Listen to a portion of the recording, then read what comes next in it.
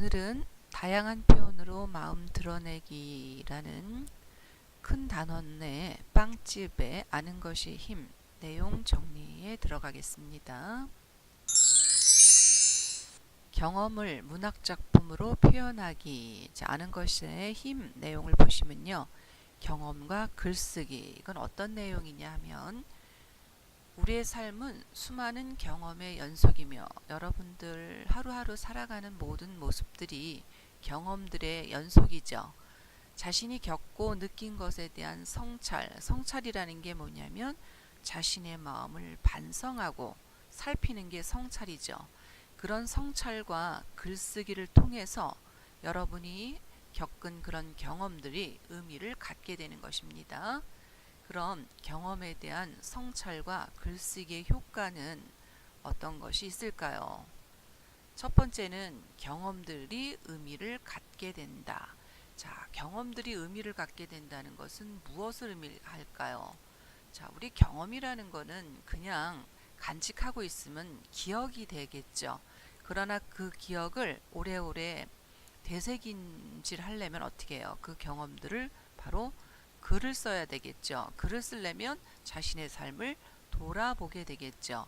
그래서 이런 경험들이 의미를 갖게 되는 것은 결국은 이런 경험의 성찰과 글쓰기가 가지고 있는 효과가 되겠죠. 즉 추억이 되려면 반드시 성찰과 글쓰기가 따라줘야 되겠죠. 그 다음 두 번째, 내가 누구인지 스스로 설명할 수 있게 된다.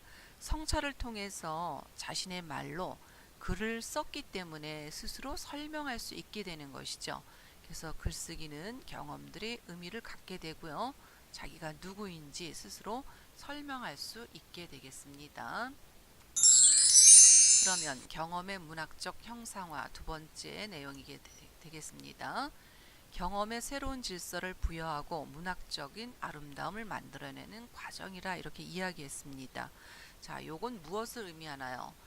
경험은 문학작품으로 표현하는 것에 그래서 새로운 질서를 부여하고 아름다움을 만들어내는 과정이죠. 문학작품으로 표현한다는 것이요. 형상화한다는 것은 무엇을 의미합니까? 바로 구체적으로 이야기한다는 얘기죠. 형상화는 문학을 구체적으로 이야기한다. 자, 그 다음 살펴보실까요? 경험의 문학적 형상화의 효과. 어떤 효과가 있을까요? 자, 문학이라는 건 시나 소설이나 수필. 여러분들이 글을 쓴다면 시는 짧아서 아마 쓰기가 좋고요. 소설보다는 수필을 쓰게 되죠. 자신의 경험을 어떤 형식 없이 구애받지 않고 자연스럽게 쓰는 수필을 통해서 자신의 경험을 많이 쓰게 되는데요. 어떤 효과가 있는지 볼까요? 첫 번째는 나와 세계를 더 잘 이해한다. 나와 세계라는 것은 뭐냐면 이 세계는 나를 둘러싼 세계겠죠. 그 다음에 삶에 대한 방향을 스스로 만들어갈 수 있게 된다. 자신의 어떤 경험이 문학적으로 구체적으로 표현이 된다면 자신의 삶의 지표를 새로 만들어 볼 수가 있겠죠. 자, 그 다음 세 번째는 문학을 적극적으로 즐기는 기쁨을 터득해 삶이 더욱 풍요로워질 수 있다. 아무래도 경험한 걸 그냥 그날 반성 없이 넘어가는 것보다 자신의 삶을 되돌아보면은 자신의 삶이 좀 더 풍요로워질 수 있게 되겠죠. 자, 표현과 소통의 공유. 표현과 소통의 공유라는 것은 타인과의 공유가 되겠죠. 어떤 효과가 있나 봅시다. 문학작품을 다른 이들과 나눔으로써 그들의 삶과 생각을 변화시킬 수 있다. 자, 여러분들 가치 있는 경험을 공유할 수 있다는 얘기죠. 나눈다는 것이 어떤 가치가 없는 삶을 공유할 수는 없죠. 바로 다른 사람의 가치 있는 경험을 공유함으로써 그들의 삶과 생각을 변화시킬 수 있다. 다시 말하면 타인이죠.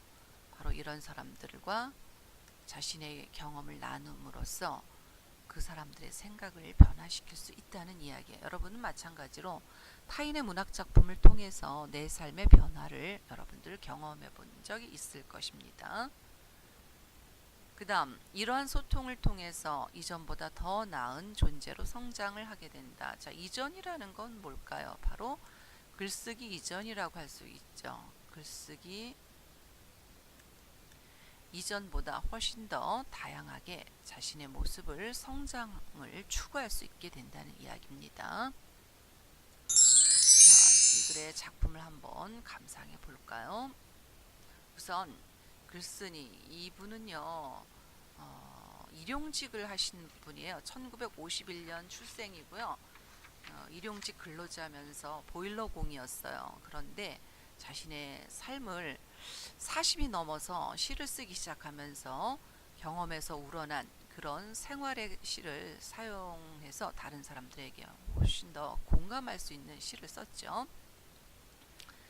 빵집은 서정시면서 자유시, 형식이 자유롭다는 얘기죠. 인간의 감정을 노래했고요. 성격, 감각적, 여기서 뭐 미각이나 시각이나 이런 것들이 나와 있고요. 서정적, 서정시니까 서정적이겠죠. 자신의 경험을 바탕으로 했고요. 주제는 부모님을 걱정하는 아이의 천진하고 애틋한 마음이 드러나 있습니다. 이 시의 화자는 아이가 절대 아니고요. 어떤 빵집에 쓰여진 문구를 보고 화자가 생각을 하죠. 바로 이런 아이를요. 그 다음 특징을 볼까요? 첫 번째는요. 일상의 사소한 경험에서 얻은 깨달음이 간결한 시어를 통해서 압축적으로 제시됐다. 사소한 경험이라는 건 뭐냐면 버스를 타고 바깥 풍경에 비친 즉 빵집의 풍경의 문구를 보고 깨달음을 시로 표현했죠. 그래서 시니까 아무래도 운율이는 언어로 압축적으로 제시가 되어 있습니다. 두 번째는요. 시적 화자가 부모님을 걱정하는, 자, 화자는 아이가 절대 아니라 그랬죠. 시적 화자가 부모님을 걱정하는 어린아이의 모습을 관찰하여 바로 화자가 본 거는 걱정하는 아이의 모습이죠. 담담하게 전달함으로써 순수하고 애틋한 아이의 동심이 더욱 효과적으로 드러내게 표현이 되어 있습니다. 그 다음 세 번째는요. 시적 대상인 어린 아이를 대하는 시적 화자의 애정어린 마음을 다양한 표현 방법, 사실 다양하다 그랬는데요. 어떤 방법이 쓰였냐면 우리 이연에 보면 도치법이 사용이 됐어요. 이거는 신해용할 때 자세히 하겠습니다. 말의 어순을 바꾼 도치법이 있고요. 그 다음에 의태어를 사용해서 의태법이 사용이 됐습니다. 그 다음에 심상은요. 미각과 시각이 사용이 됐습니다. 시각과 미각이 사용이 됐습니다.